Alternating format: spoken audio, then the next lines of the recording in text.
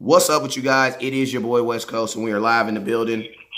We are live. Make sure we up on YouTube and Facebook. If you're just tuning in, we appreciate you guys for supporting us on each platform. We are currently, let's make sure we live on YouTube. Looks like we are live on YouTube, so shout out to YouTube.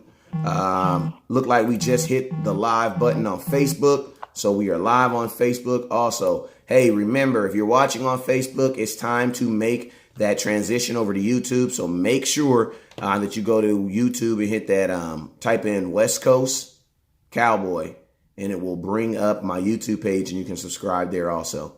But hey, man, you guys already know if I'm on the phone and if I'm here talking Cowboy football, you guys already know I'm gonna have my Cowboy cousin on the line. I got Boss Cowboy in the building, man. Say hi, man. Let me see if you can hear you. What's up, everybody? What's up, West Coast? How you doing?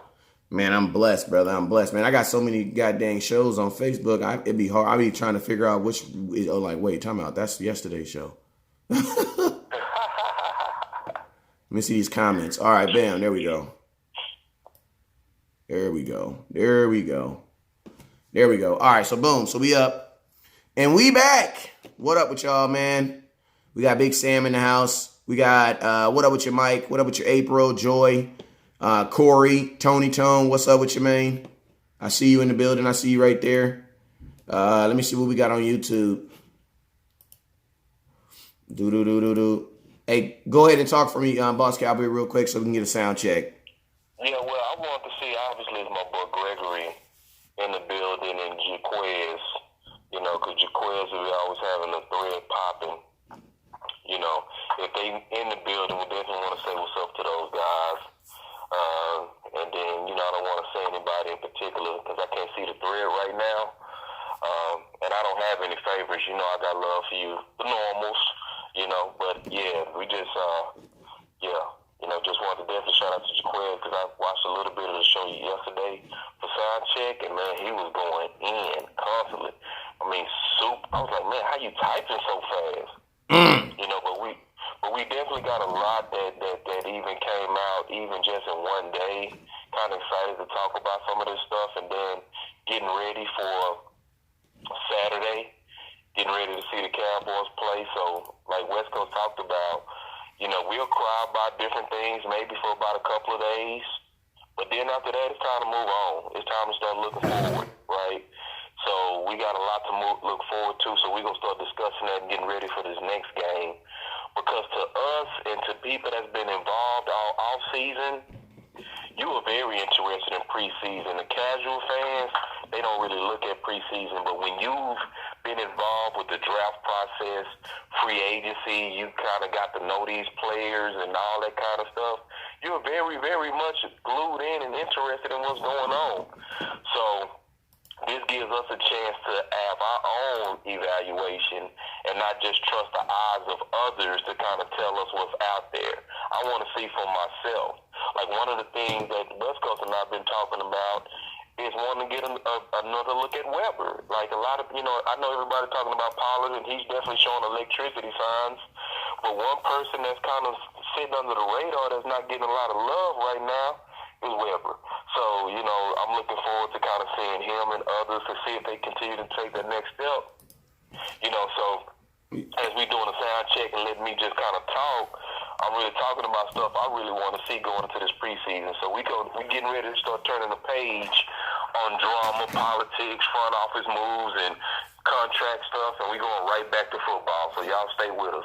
Absolutely, absolutely. Hey, man, let me know. I need a couple of my scouts in the building, man, to let me know how my boy. What's up with you, Naomi? I just seen you, DC girl. I see you pop up in there. How you doing this morning? But yeah, man, give me a sound check real quick. Let me know how we sound. Hey, today is a travel day. We will be in the field today. I'll be leaving as soon as my daughter get back from getting her hair done. I'll be getting on the freeway and going out to Oxnard, California. Today's the last day of training camp in Southern California, so I will be in the building for that. Try to go out there and try to get as many interviews as possible that we can get today, and try to get as much footage as possible also. But yeah, man, there's been a lot of stuff that's been going on over the last couple, I guess, hours. Before we do that, though, I'm going to give some shout outs real quick. Carrie, can I get a share? Lopez, can I get a share? No, Naomi, Torres, what's up with you? Scout Carrie, what up with you? Scout Carrie, I got 2 scouts back to back. What up with you, Cuzzo? I see you, Fred. Let me get a couple shares, please. Cohen, Mike, what's up with you, man? Let me get a share. Travis, what's up with you, OG? What up with you, Scout? D Money, what's up with you, man? I see you. Cantu Jesse, what's up? Was it Cantu Jesse? What's up with you, man? Good morning. Miss D, how you doing? I see you, Scout. Art from SCDCFC, what's up with you? One of our partners in crime over here at Dallas Cowboys Scout. I appreciate you guys for all the support you guys show us. My boy says, what's up, Playboy? Shout outs from LVDCF. Okay, what's up with you, man? That's Las Vegas, Dallas Cowboys football, Las Vegas, DC. I'm assuming that's Las Vegas, Dallas Cowboy Football Club. Hey, let me know, man. We too close, man, for me not to know exactly who y'all are. Let me know. Inbox me. What's up with you, Cuff? I see you all the way out there in Ohio. Cluff, I see you out there in Ohio. Quincy, he says, what's goody? All right, so, yo, I did a video. I'm going to be dropping it. I'm actually going to be dropping it right after, I was actually, it just finished just cooking in the oven right now. I had it in my editor, and so it literally just finished cooking right now. And so I did a video off of a response of what Jerry Jones tweeted, but what he said in his interview yesterday that was very revealing about what the Cowboys have been focusing on and what they've been doing. And in the interview, Jerry Jones made it. Someone asked him. I think it was my boy Clarence Watkins. He always has on the Clarence Hill. Yeah, Clarence Hill, the other Clarence. So it was Clarence Hill, my guy that always has his LSU repping hat on. No, it's not LSU. That's his Omega, right? His Omega Sci-Fi hat on. So he's the easiest guy out there to spot. But he basically asked Jerry Jones along the line of, what's up with these contracts? What was the the current timeline, if there was a timeline on these current contracts, and basically like an update. And, Jerry Jones kind of let off like a bombshell, in my opinion, because Jerry Jones said not only did, he felt that some of this stuff has a possibility of carrying on into the regular season. And I just think that he said that way too confidently, like he didn't give a damn. And then he also said that there's also might be an opportunity for an additional person, a fourth person, to actually get signed. Now, when I heard that, man, I was very, very perplexed. I know a lot of people were even wondering kind of like, who was he talking about? But I was very perplexed when I first heard this. And I got a video that's going to be dropping here in a little bit. So before I give you guys my take on it, I'm going to let Boss Cowboy, what was your thoughts on it when you first heard the takes on Jerry Jones and the possibility of there being a fourth person? Well, a lot of things hit my mind when he said that. He let that out intentional because to me, that shows that it's very realistic, especially for you to say it now with 3 contracts pending. He released it because it looked like it might be closure coming in one of them. I mean, for him to let out that bag with already 3 very volatile contracts, that means the 4th contract is probably even more realistic than the 3. Yep. So, and if I was to take a guess of to who, it would be either Jalen or Byron. Now, both of them also make sense timing-wise because you're kind of catching them both before explosion of seasons.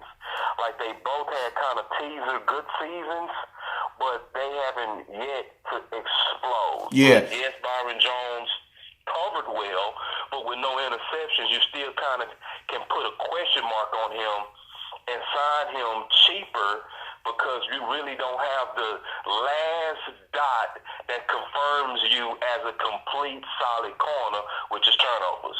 Okay. And let's stay on Byron Jones for a couple minutes. So a lot of people are asking right now, like, with those are actually in my videos, that's actually the 2 names that I actually brought up too, was Byron Jones and Jalen Smith. So let's kind of talk about each one for a little bit as far as, before, let's kind of talk about each one if one makes more sense than the other to kind of decide, kind of understand who Jerry Jones was talking about. Hey, we have 68 people on the thread right now. That 100% and we only have 24 shares. Can I ask you guys, I stress to you guys, can I please get you guys to share the content? It's absolutely free, and it's the most easiest, most accessible thing you could do right now without even leaving the thread. All you got to do is take your finger, go to the bottom of your phone, and hit that share button. It's going to pull up all your groups, share it in there. That's the only thing we're asking. So let's start with Byron Jones. Byron Jones, first round draft pick out of UConn. Been with the Dallas Cowboys 4 years already. Played cornerback his rookie year. Then he played 2 years at safety. And 3 years in the NFL. Actually, 4 years in the NFL because 2018, he has a total of 2 interceptions. Now, last year, he was voted to the Pro Bowl, and he was voted a second-team All-Pro. So we're not going to just, I'm not going to, I don't want to make people feel that like Byron Jones maybe hasn't, deserve or may not think that he deserves an extension, because I definitely believe that he deserves an extension not necessarily deserves an extension, but it deserves a contract. He's definitely played well to get a contract, but I don't know if it's necessarily played well to get an extension, because remember, an extension would be coming from the Dallas Cowboys. A contract meaning someone else giving him a contract. You know what I'm saying? I definitely believe that Byron Jones is going to get paid, but kind of like what you were saying, Boss Cowboy, without having interceptions, and when you get up to that $12 to $13 million mark, and you got to think of it like this. Byron Jones is already a top 12 paid cornerback in the NFL. Already. You know what I'm saying? And that's with just him getting paid this year. Off the last year, the last money of his rookie deal. So for you to to extend him, I would assume you're going to put him at least in that between that 10 to 13 mark.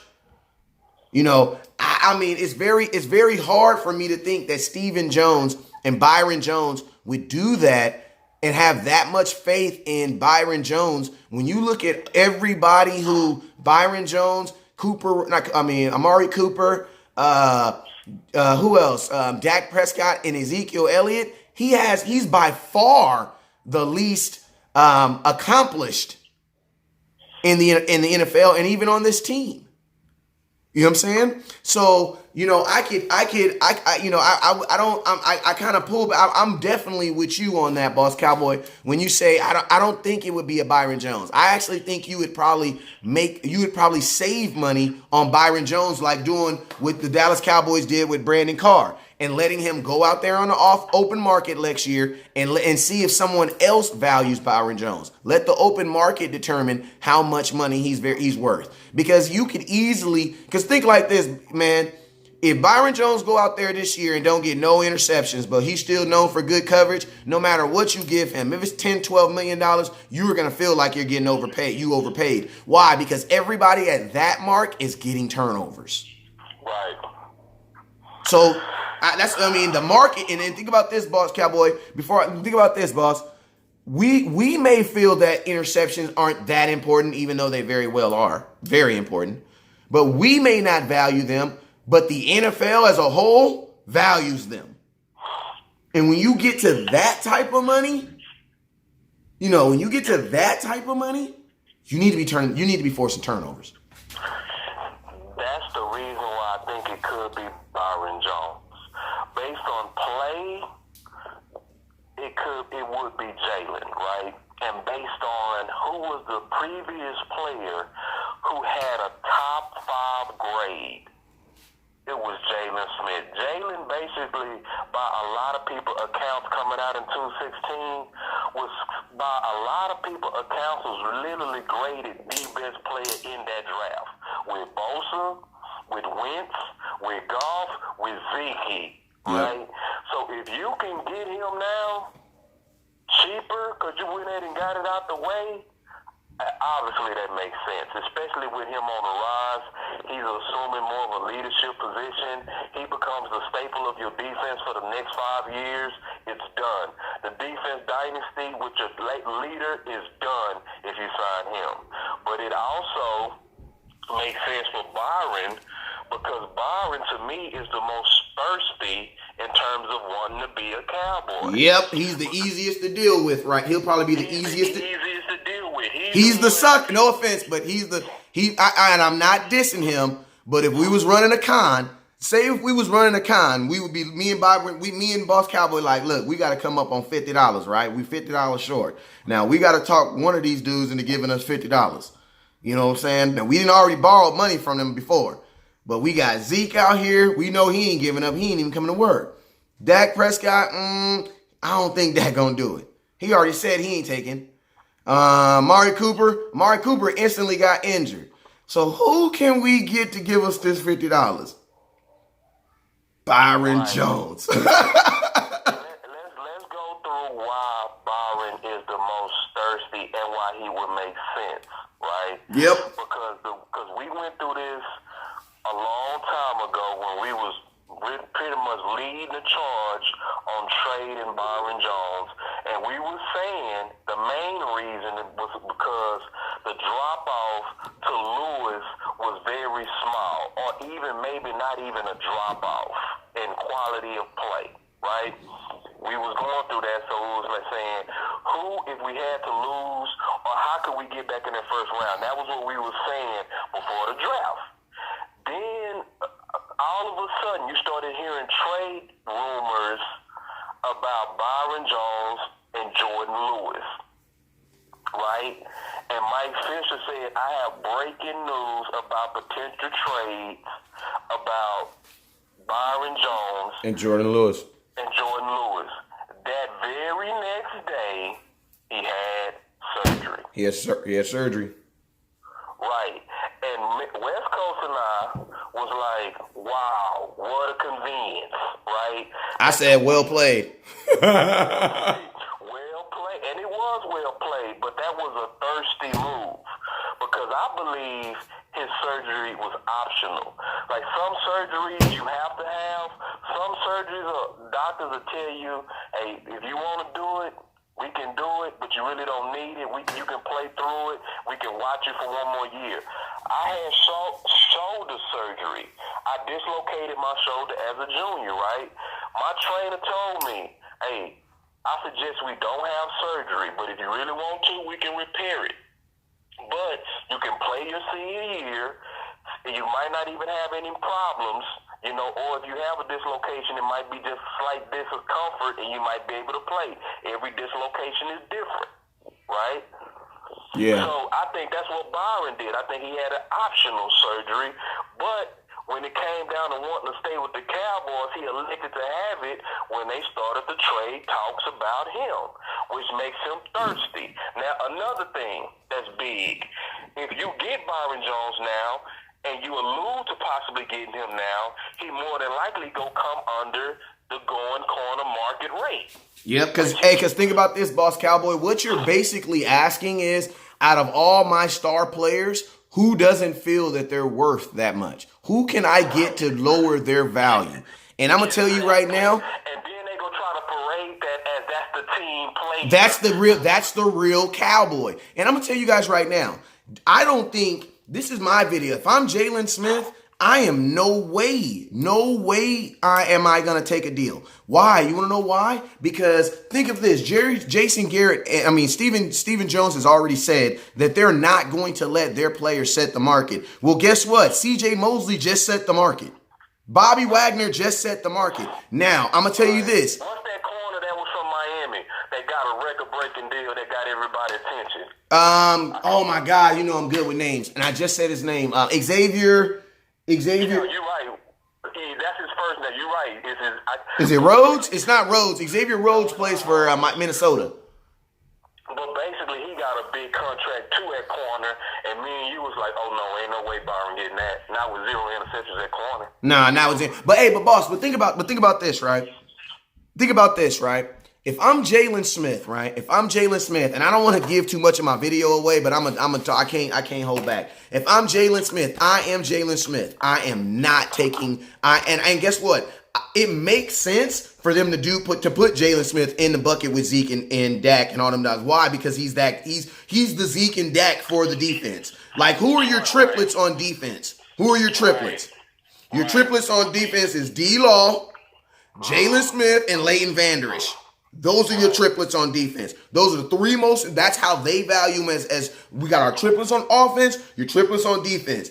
Jalen Smith is one of those important guys. Now, think about this. If I'm Jalen Smith, I was supposed to, you said I was what? You said I was the best player in the what? In the draft 2016? You mean I should have gotten a guaranteed check of about $26 million, but I didn't? Why? Because I messed up my knee in a meaningless game? Yeah, that was me. Okay, now, so basically you're saying I went from a guaranteed $26 million. Why? Because that's what Carson Wentz got when he was drafted number 2. And that's what Jalen Smith would have gotten drafted at. Jalen Smith would have been drafted like 2 or 3. You know what I'm saying? Now think about this. Philadelphia wasn't originally at 2. There was another team there. They traded up because they wanted Wentz. Right. Now think about this. If Jalen Smith is there, does that other I think it was the Titans too. I don't think they move. I mean, Jalen Smith was that type of linebacker. Now, think of the money he lost, bro. Think of the money he lost when he went down in that game against Ohio State. He lost $20 to $25 million. And guess what, boss? The only way he gets it back is if he goes out there on the free agent market and gets it back on his second deal. Because, bro, on a second round pick, he only making like $3 million. And that's over the life of his contract. You know what I'm saying? So if I'm Jalen Smith, this is what I'm doing. Because I got injured, because I was injured coming into the NFL my first year, basically the Dallas Cowboys get a restricted free agent tag for me next year. It's not considered a tag, it's a label. But he's not gonna be a free agent. Well, a free agent can go sign wherever he wants to. A restricted free agent means that Jalen Smith can go out into the open market, and if a team wants to pay him, they will give him. You got a lot of feedback in the background. If a team wants to pay him, they can give him a contract. They say Jalen Smith, your stats are better than C.J. Mosley. Well, they are. You know what I'm saying? Okay. Well, we'll give you at least what C.J. Mosley got. Okay. Well, C.J. Mosley's making $18 million a year. All right. Now, the Dallas Cowboys. Jalen Smith will take that contract back to the Dallas Cowboys, and the Dallas Cowboys will have 5 business days for first rights of refusal, meaning that they have to either match that contract or beat it. And I think it's really I think they actually got to beat it. I don't think they can actually match. I think they can match it, bro. They can match it? Okay. But even if they match it, think about this. You're automatically getting $18 million. Now, the reason why I do that if I'm Jalen Smith is because of this. Do you really think the Dallas Cowboys are going to give you $18 million? Jalen, I don't think they're going to do it, bro. I don't think they're going to do it. So if you know they're not going to do it, make them do it. And you know how you make them do it? By putting them in a position where they're either going to lose me or you're going to pay me. And guess what? I'm sorry. I'm a Cowboy fan. Banged out. But this is how we do business now. This is how we do business now. Yeah. Like, this is what it is. If you're not paying Dak, you're not paying Coop, you're not paying Zeke, and you're basically willing to burn a whole season to the ground, they're willing to burn a whole season to the ground over a couple bucks. Guess what? Yeah, bruh, I'll wait till next year. I'll take my chances. Because think about this, boss. Whatever you're thinking about giving me right now, think about this, boss. It wasn't even with me making All-Pro last year. So what if I make All-Pro next year? Yeah, put $4 million on whatever that number is. If I'm Jalen Smith, I will listen to your offer because I know next year when you offer me 14, I'm going to be like, no, bruh. Why? Because you offered me 14 before I got the All-Pro, before I got the Pro Bowl. Oh, yeah. So that definitely makes Jalen probably not the one. It would be dumb for Jalen to do it. It would not be good business for Jalen to do it.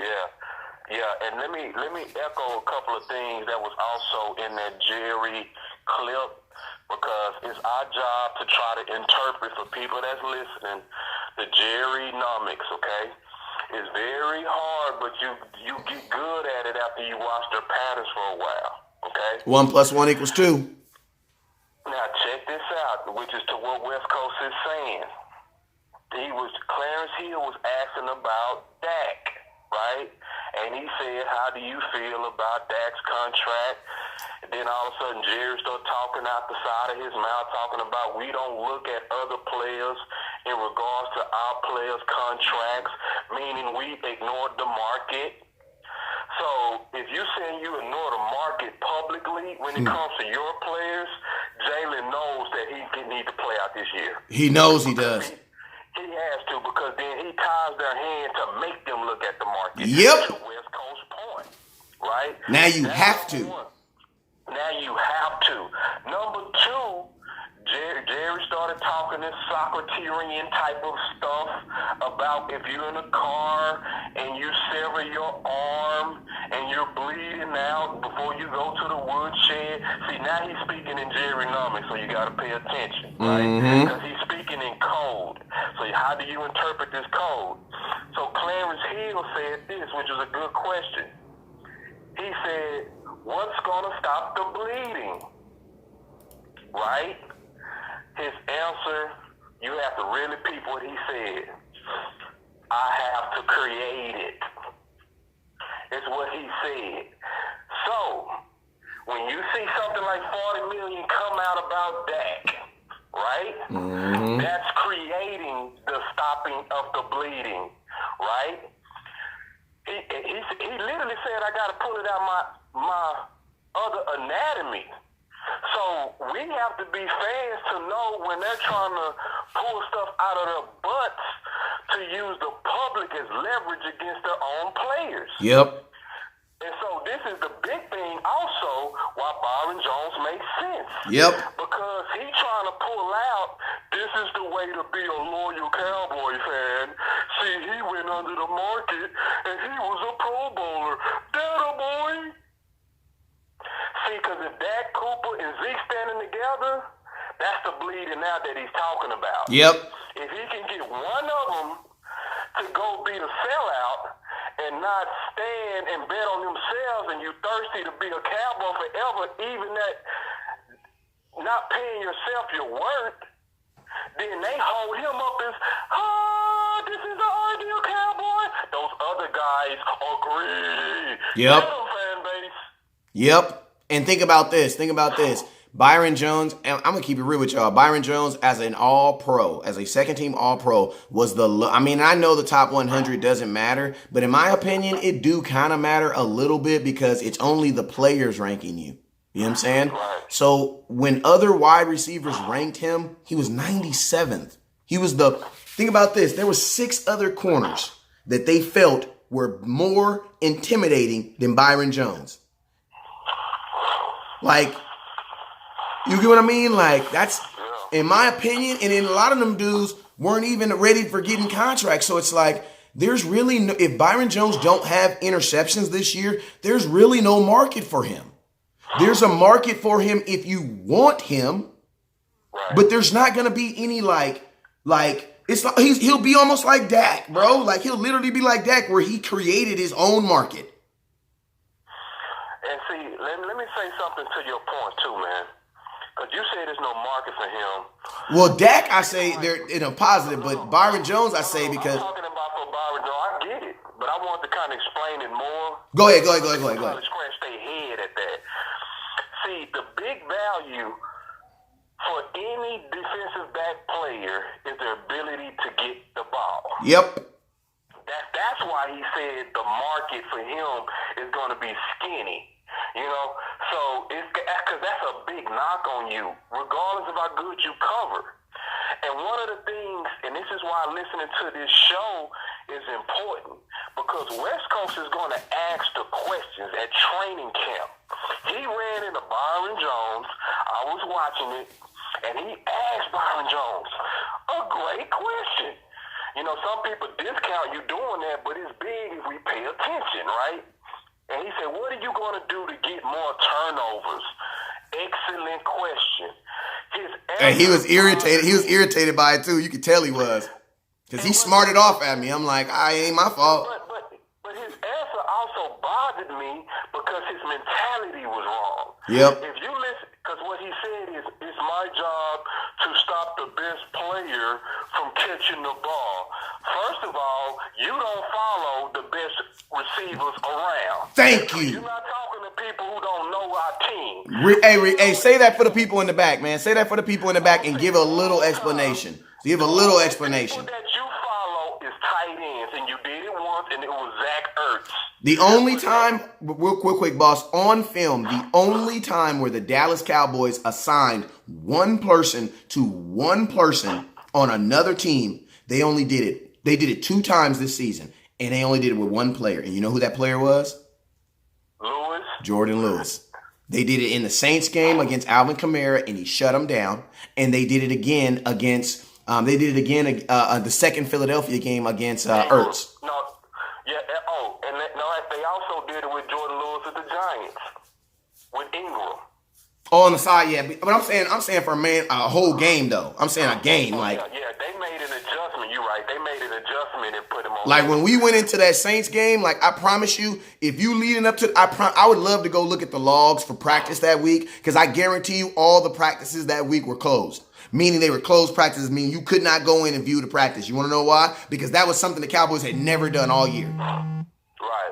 So I bet you that was. West Coast, you thought you was talking to somebody who don't know the team, Byron, and you didn't tell the truth. Your job is not to stop the best receiver. That's why I looked at him like, what? Because you're not doing that. And we're not knocking you, but his mentality, he didn't answer the question. Now, let's talk about people who are ball hogs, right? They pride themselves in it. Go listen to Peters talk about it, okay, for the Rams. Go listen at him talk about the importance of being a ball hog. He takes pride in it. He talks about it a lot, and he says, I mirror the greatest in the game who was prided themselves on getting the ball. Yep. Deion Sanders said this about himself. He said, every other corner, when you look at their highlights, you see him covering. For whatever reason, when you see me, you saw the ball in my hand. The mentality of elite ball hogs, we go get that ball. Hey, think about the safeties. Think about safeties. Think about this. Who's the first great safety that comes to your mind? Ed Reed. What's the first thought you think of Ed Reed? Him picking the ball off twice and running it back for a touchdown. Yeah. And we not Earl Thomas. Why do y'all want Earl Thomas? Why do you want Earl Thomas? Because he covers? He get the ball. Because he get the ball. He get the ball. So, and it's not saying, see, I don't want y'all to misunderstand and think we're saying Byron is not good. He's good. He's really good. But he's not good enough to get that. He's not good enough to get that elite money cornerback money. He's not. Right. And you know what's crazy too? I think this is a mutual beneficial thing because think about this. Anybody that and this is another reason why I think it's Byron Jones too, is because I think it's Byron Jones, but I know they want Jalen Smith because Jalen Smith makes sense. It makes sense for Jerry to get Jalen Smith. Why? Because he's going to be your Zeke next year. Not saying he can hold out because he really can't because he's a restricted free agent. But what I mean is he's going to take you past a number that you want to pay. Right. And so to prevent yourself from doing that, what do? You pay him before he gets that. The exact same thing the Philadelphia Eagles did with Carson Wentz when they signed it's different because Jalen Smith got injured and he hasn't been injured since. Carson Wentz, that's the reason why you do that. You get them because this is the cheapest you will ever get this person. It's like buying stock when a company first came out. The day Microsoft come out, that was the cheapest their stock ever was. Right. Every day Microsoft gets older, it gets better, and it gets more expensive. Mm-hmm. And that's how they're looking at these players. They're looking at them as stock. Like, we need to buy their stock while it's low so that when it gets high, we got it for cheap and we're not paying nearly as much. And Jerry is... And remember, you got LVE coming in 2 years. So do you really want... I've been telling y'all, we're going to have 2 $18 million, $19 million linebackers. Because LVE is going to get that... He's going to get that money. And guess what? And I want you to remember this video. Because I promise you, they won't do LVE like they do all these other dudes. I promise you they won't. No, they won't. I promise you they won't. Let me tell you something, though, that's real, okay?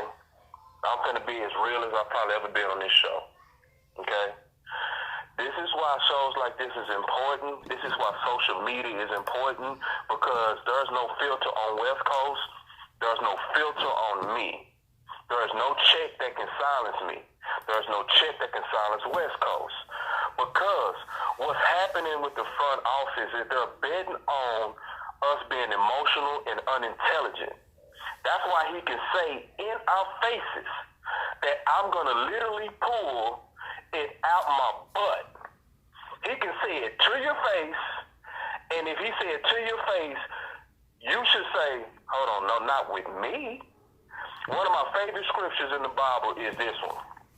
It's in Acts, where he said the Bereans were of more noble character than the Thessalonians, because they believed the word that Paul preached and received it with great eagerness and went behind him to make sure what he said was true. Yeah, that was the Bereans. That's where you came out. That's where they came up. Like the concept of the Berean bookstores, that's where that came from.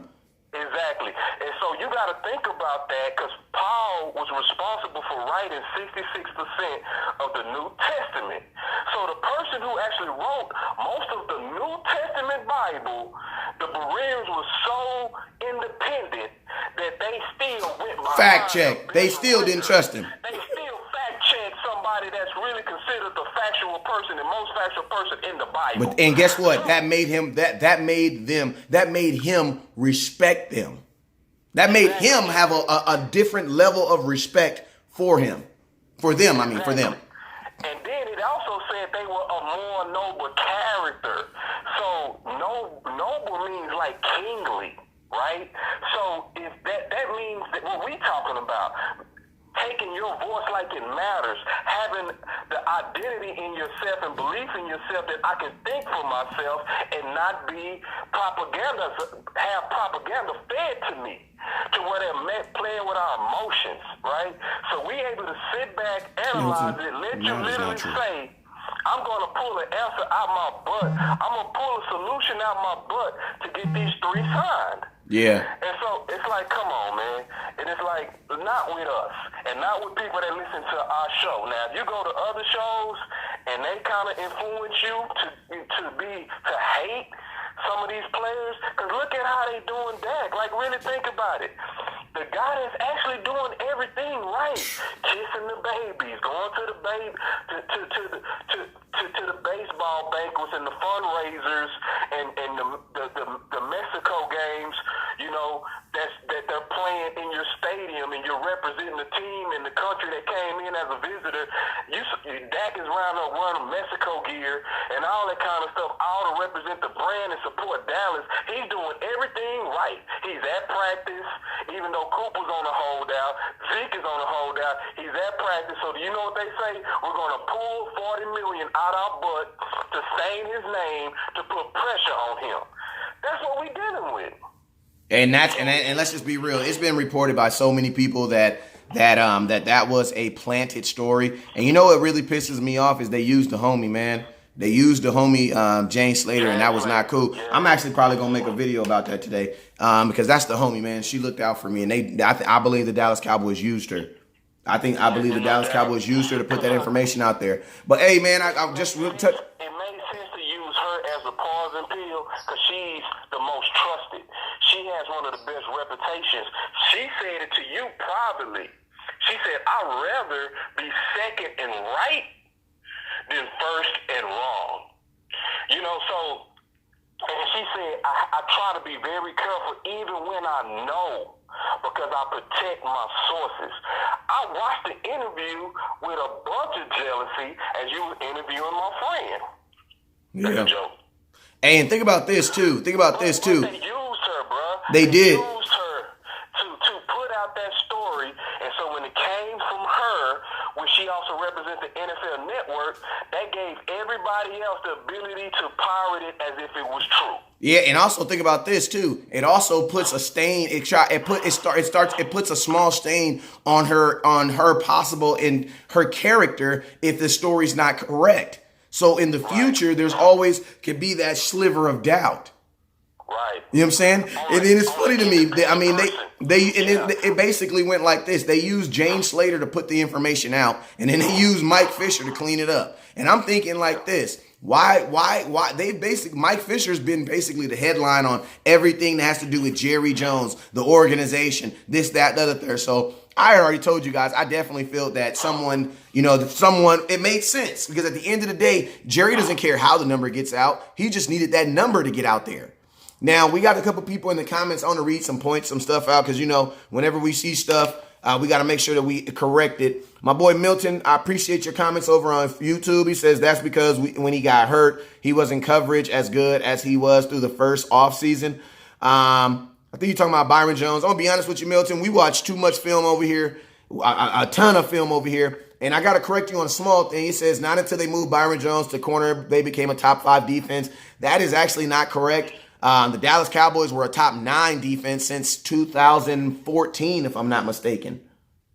Because we were top 11. We were the 11th ranked. We were at the 8th ranked defense in 2015 when we were 4-12. You know what I'm saying? So, I mean, the Dallas Cowboys, for the most part, because of Rob Marinelli, have always had a pretty decent front four.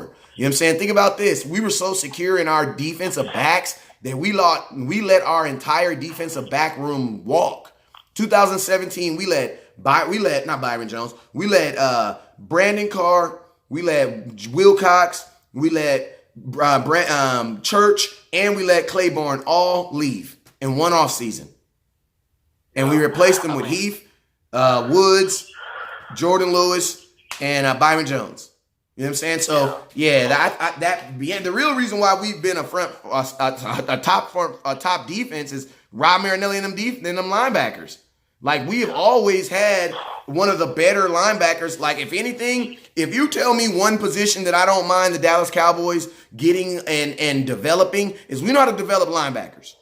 Yes, fact. Like, we know how to develop linebackers because, look at our history. Look at our history from the man number 54, my boy White, the original linebacker, all the way to Sean Lee, all the way to Dat Nugent, all the way to goddamn Rolando McClain, who came here and was probably the best linebacker in the league.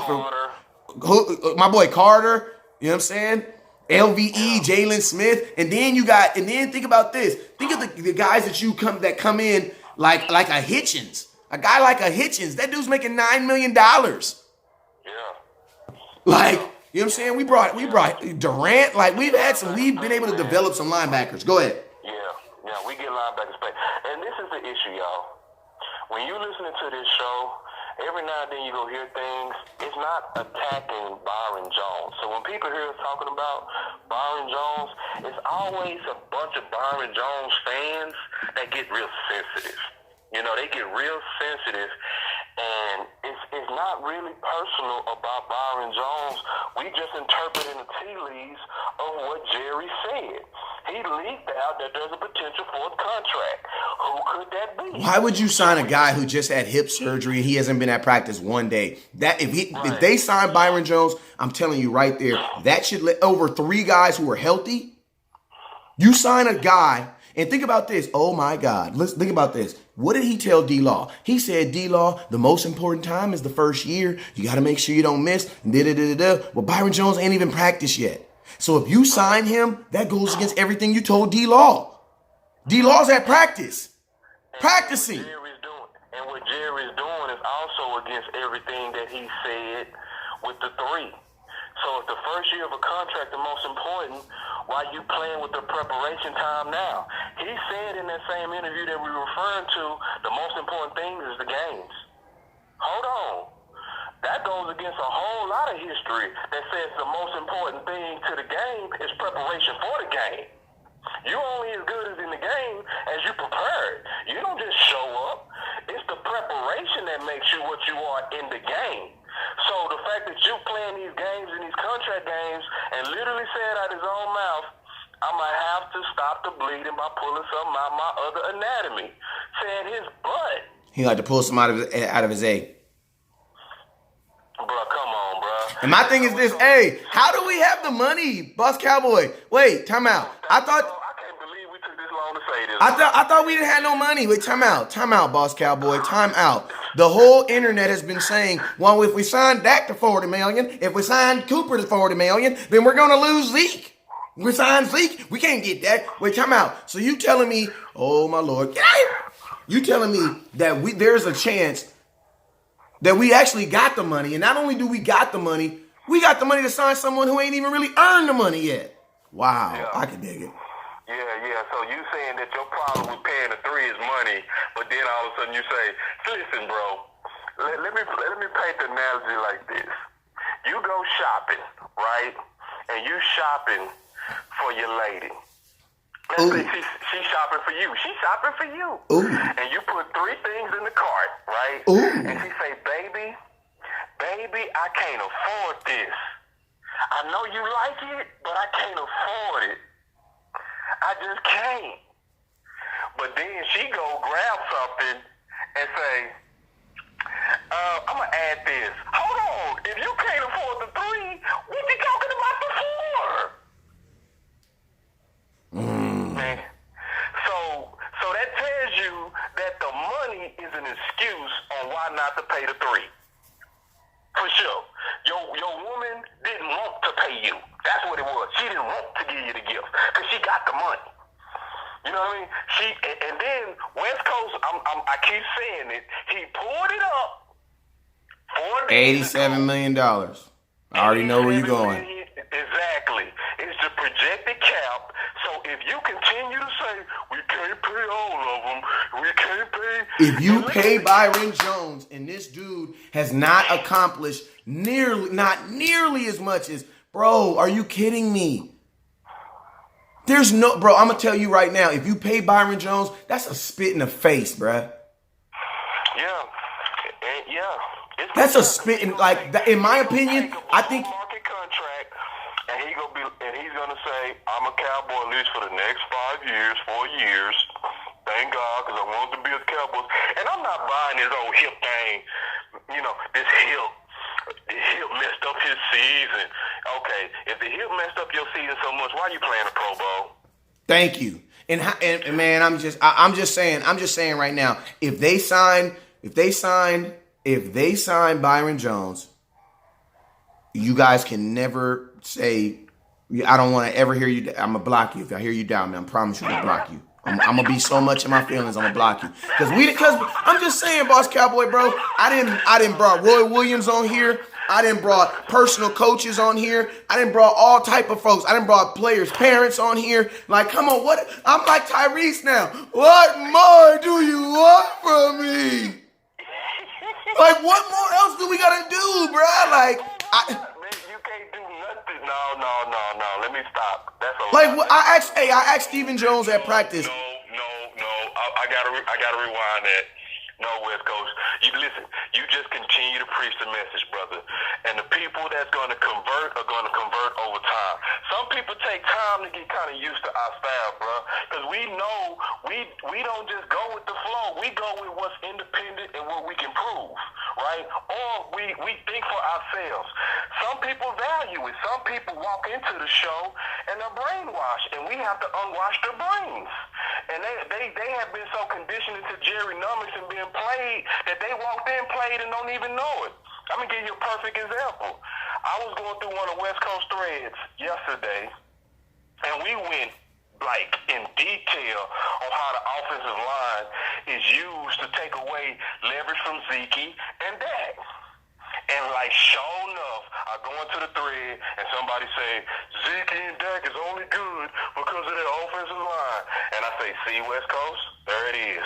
You know what I mean? Oh yeah, I remember you tagged me. I saw you tag me in that. I didn't some stuff, some car characters I see and I just drive right past. Like, I don't even stop. I said, you know what? I'm not about to get involved with that. That poor soul is brainwashed. And he walked in that way, and that person was conditioned and convicted and had a conviction about a lie. It's a lie that our offensive line is the best. Let's just go ahead and put that out there now. Yes, they are the best in terms of accolades, titles, but we're talking play. In play, they're not the best. So I said all that to say this. Don't block them, bro. don't battle. Just keep preaching. You do. They gonna convert over time. You know, some of them. You know, but at the same time, man,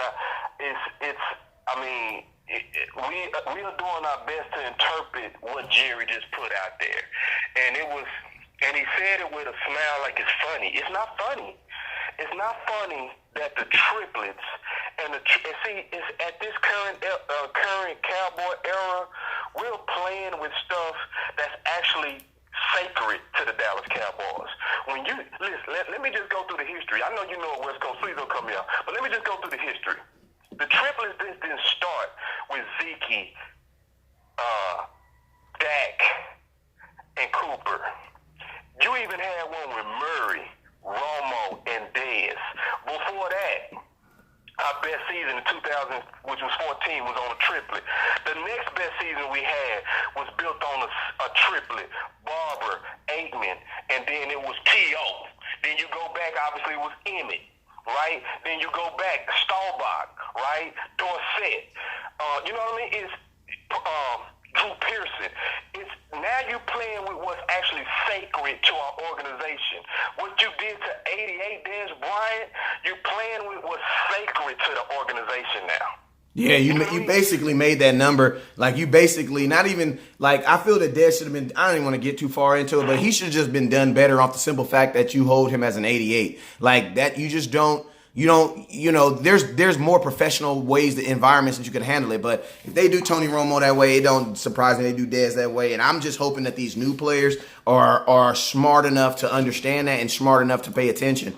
Hey, let me get to some of these comments. My boy Jamez says it's funny to Jerry because he's a billionaire. Regardless if he signs these players or not, it's money. He's going to be these contracts. Wait. He says the money's still, basically saying the money's still going to be coming in. I mean, I totally agree with you, but you also got to remember, Jamez, at this level, billionaires want to be right, man. They want to be seen in the media that not only they make money, because, after a while, it's just like here, man. I try to, sometimes I be all excited. I be like, yo, man, I talked to Antoine Woods at practice, and Boss Cowboy be like, bruh. Be like, yeah. He was like, bruh, you talk to him all the time. I'll be like, yeah, but it was different this time. You know what I'm saying? So even after you do something so great for so long, it just kind of gets like, I mean, ask your woman, bruh. Like, after a while, it just kind of gets like, yeah. Like, look, let me give you an example. I bought my wife this BMW. I gave her got that BMW from her a couple years back. She came, she's like, I don't like the Bluetooth don't work. It don't do this. It don't do that. It don't do this. Now look, we ain't got her this right here. Already a week later. Look what she done did, Jesus. Baby Jesus. Look at her, baby Jesus. Ah! Already denting him up. The homie gonna come out here and take care of it. But what I'm saying is, man, anything great, anything you work hard for at some point will depreciate. And the Dallas Cowboys, in my opinion, is trying to get to that. They would rather depreciate you than value you. Why? Because they don't want to pay you, man. Like, it's like when you get something great in your life, you should you should take value in with the stuff you get. Like, you should be happy you got to pay that car note. Happy you got to get that insurance. Like, you know what I'm saying? You excited that you got this stuff.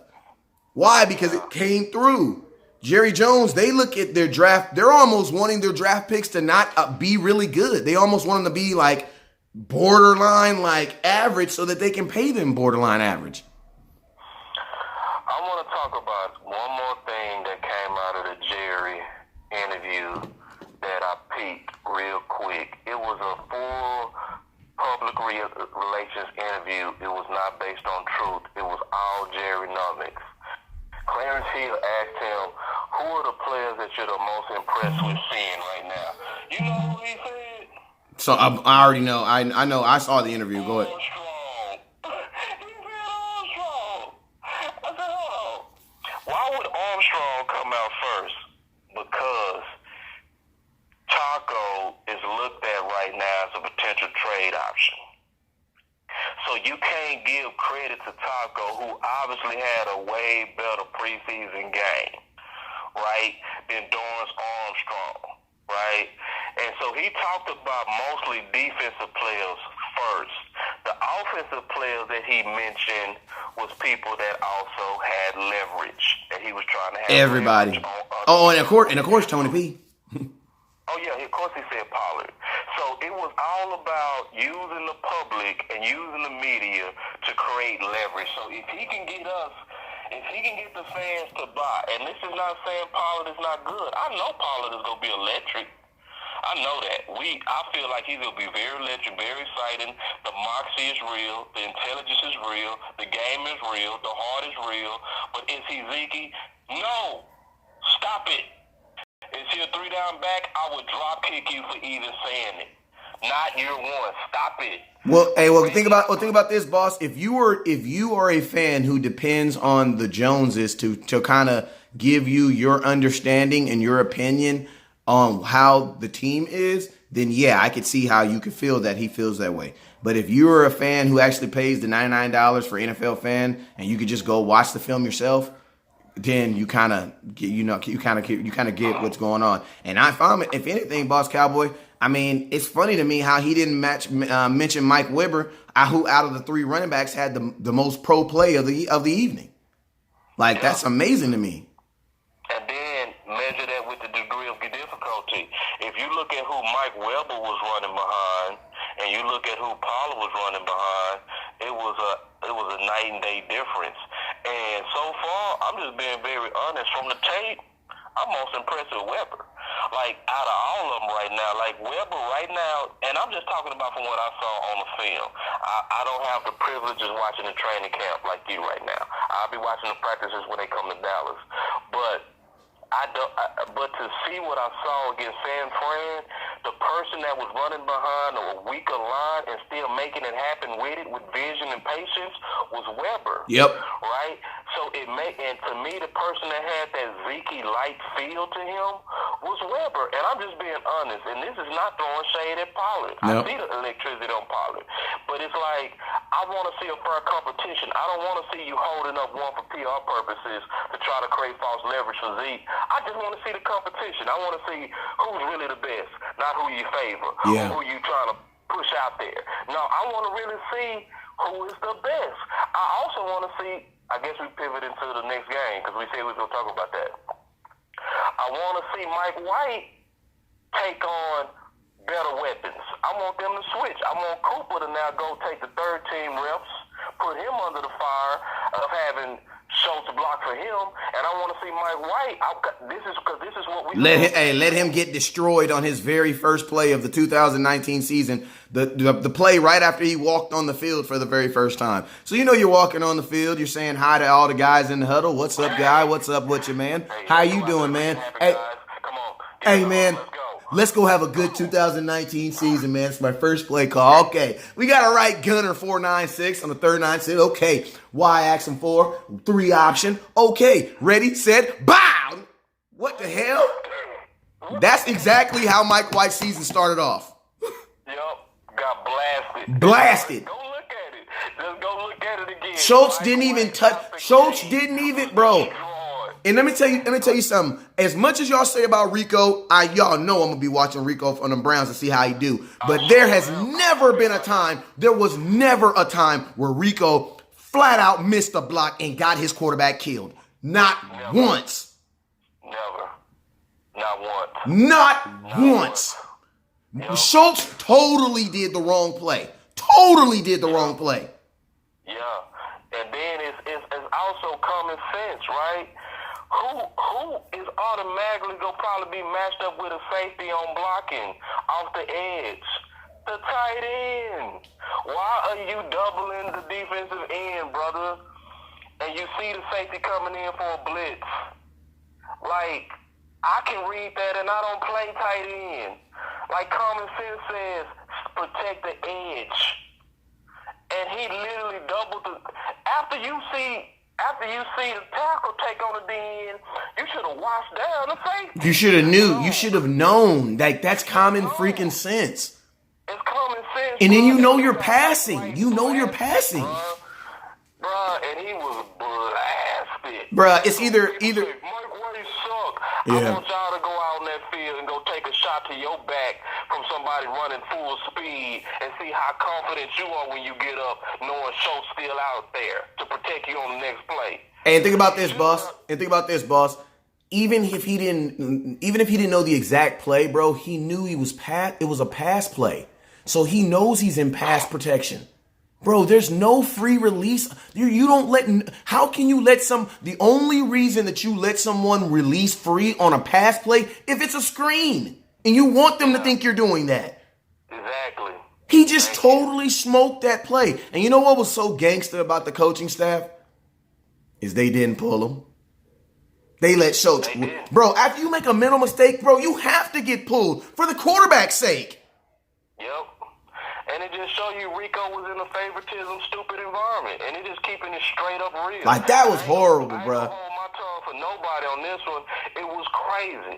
Because the stuff that they finally starting to say about Schultz and Jarwin was always the case. I made a video about it last year that they was not good blockers. But when they wanted to hate on Rico, they would say, he's not a blocker like the other guys.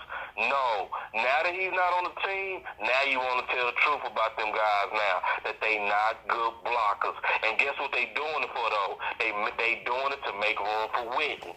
That's what they doing. Whitten is a complete blocker versus, Jarwin is more kind of like a kind of get in the way blocker. Oh, he's always been that, though. I said that last year. The reason why I'm doing a show right now with West Coast is because of the film I did on them tight ends. Yeah, that's funny. That's a fact. That's funny. Fact. That's how we. That's a fact. Me and West Coast got into it the first time we talked, and he said, "Man, where your film? You talking all this noise? Where your film?" I said, "I got film," and I sent it to him. Yeah, but hey, man, I gotta go. But I gotta go pick my daughter up, man, from this. Okay, man, I had fun. But let them know where they can find you at, though, man. Yeah, man. I tell you what, y'all can come find me on Twitter, especially at Cowboy_boss. Everywhere else, Facebook, everywhere else, is going to be Boss Cowboy Sports. Sounds good. And you guys already know you rocking with your boy West Coast on Dallas Cowboy Scouting. I am West Coast Cowboy.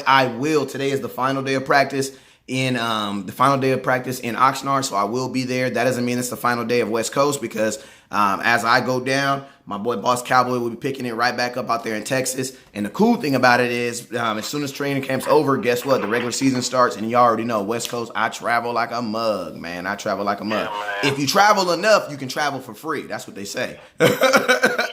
If you travel enough, you eventually will travel for free because you'll have enough miles saved up. But you guys already know what it is, man. Appreciate you guys for sharing. Thank you guys for caring. And you already know what it is. For everybody on YouTube, shout out. And for everybody on Facebook, shout out. Everybody on Boss Cowboy Sports, appreciate you guys for watching. And also, last thing but not least, this and all shows are sponsored by Cowboys Experience. Remember, for your complete Cowboy package, make sure you inbox your boy West Coast. Never look down because the star's up. Peace.